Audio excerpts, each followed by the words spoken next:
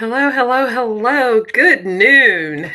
Welcome to TNT Tuesday noon training with Independent Senior Sales Director Cheryl Banks, coming to you live from my home office in Missouri City, Texas, suburb of Houston, and I am coming to you because hey, y'all, I have been working and I have been talking to consultants, and this has come to my mind, so I thought I would share it. The ABCs of business success. And I did not spell that right. Let's spell that right. Ha ha.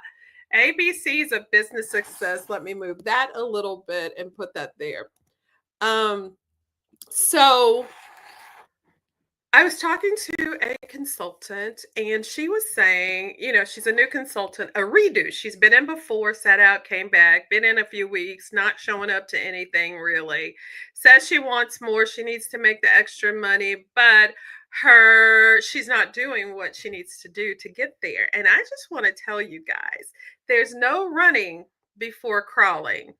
There's no walking before crawling. There is no crawling before like committing. You have to just decide. And you know what? The simple basic foundation ABCs are never going to go away. And what's sad is some people are in Mary Kay or any business for months and years before they finally decide to buckle down and learn what they need to learn and do what they need to do to climb the ladder of success. So I'm here to talk to you about some of the basics, common knowledge, not necessarily common practice. And that's number one. Once you commit, you start a business, put it in your brain that you own a business. You got to change from employee to employer. And at the beginning, you are employing yourself. As a consultant, as a business owner, you're not only the worker, the receptionist, you're the CEO, you're the person out there getting it done, you're it. And if you're prepared to take on all of these at the onset, you will eventually have systems and people to come into play to help you to get to where you want to be. So, first things first, once you commit and you decide I'm in business, just as if you would if you opened a restaurant or a retail store, start making choices based on a successful business. Where you're going, not your current circumstances. So when you make the decision to show up to your sales meetings, to uh, buy inventory, to decide who you're going to around with and what you're going to be doing, and if you're going to make a working schedule, commit to it and decide. So I jotted down some things that I wanted to talk about. Number one, let's stop making excuses. If you're not moving in business, it's because you have made a decision. You don't decide to fail, you can fail by default. If you don't make successful decisions that are going to get you to where you want to be, you're going to fail by default. What does it say? People don't plan to fail; they fail to plan. So we need to make some plans once we decide that we're in a business. We need to decide: are we going to be pulled by the hope of the future, or are we going to be pulled by past failures, past guilt, the past? So just decide we're moving forward, okay? All those things that happened back there, they happen back there. We don't have to keep reliving failures. So the deal is decide to learn the lessons, and keep it moving. Failure is not a person, it's something that happened. So learn the lesson. Hi, Elizabeth Sutter, and let's keep it moving. I hope I'm in the right group. Am I in the beauty box group or am I in the I hope I'm in the right group. Okay. So, let's Elizabeth, what group am I in? Hold on, let me check real quick. I want to make sure I'm in the right place. Let's make sure I am not in the right place. Thank you for letting me know. Okay, let's start that over. Delete that. Okay, now we're going to go to the Banks Believers group. Group, Banks Believers. Here we go. Here we go. I'm so sorry about that. We're going live. So, just to recap, learning the ABCs to success is what we need to move forward in our business. And there's no getting around a solid foundation. Once you signed your agreement, there was something that made you happy, got you excited, something that pulled you into the hope of a future, something that you could do or manifest that you were excited about, right? Some of us, the real world gets to us and we re what do you call it? What's the word I'm talking about? We backtrack. We go back to the things that made us feel less than. We go back to failures of the past instead of focusing on the hope and the joy and the light of the future. So, when you sign your agreement, you become a consultant. Commit to moving forward, to growing as a person. Who are you becoming? Because that's what's important. What are you feeding your mind? Who are you hanging around? What systems do you have in place for success? What about you says, yes, she's on the right track to become successful? So, no excuses is our motto because everybody can come up with one. I was just saying, I talked to a consultant who said, I don't know, maybe Mary Kay's not for me. Everybody I talk to about it, nobody's interested, or they already have a consultant, or whatever, whatever, whatever. Yeah, yeah. And I said, well, what are you saying to them? And she says, well, I just ask them if they like Mary Kay, if they might be interested in a catalog and things like that. I said, well, where'd you learn that? Who told you to say that way? I said, the problem is you need training. If you're a consultant, things are not working the way that you want. You probably haven't gotten training, or if you have, you're not using the training that you have gotten. You're not using your scripts. You're not learning how to overcome objections and avoid postponements and cancellations. You're not working the numbers. You probably don't have a schedule that you work your business. You probably don't have systems in place for success. So if you don't have systems in place for success, it's going to be a problem. What do I mean by systems? I mean, when you meet somebody out and about, what do you do? Do you have a side pocket with a pen and your business card and something to write on so that when you meet them, you're not fumbling through your purse? And once you get to see them and you say something, what are you saying? What is your script to talk to her and get her interested in a free facial or in the business opportunity? These are systems for when you meet new people. And then once you get her name and number, what do you do with that? Do you call her back, text her in 24, 48 hours? And when you do, what do you say? And depending on what she says, what happens next? All of this must be in play if you're serious about growing your customer base and growing your business. So no excuses. Come to every single training there is. Go to marykaintouch.com. Go to education. Go to new consultant start here. Have you done that yet? If you're new, have you downloaded the Great Start apps? Do you know how that works? Even if you're not new, you need to know because when you add people to your team, they are going to want to know some things and you should know. Do you have your website going? Do you have that into place? You know, when somebody places an order on your website, you get an email and you have to put the tax and any discount or anything in there. gift with purchase and send it on. So, what is your deal with that? What's your system for checking for orders? Do you check once every day? I suggest that you check every single day. And then when you have a guest at a meeting or on Zoom, what is your system? Do you mail her samples? Do you put a note in there that say, don't open the samples until we're on Zoom together? I mean, are you just winging it on a hope and a prayer and you don't have ways to do things? You need to develop systems. And once you develop a system, see, this is the thing. If you sit down and you do these things up front, the business will start to run and you won't have to think so much. It won't seem like such a big deal because your systems are in place. Are you doing your weekly accomplishment sheet?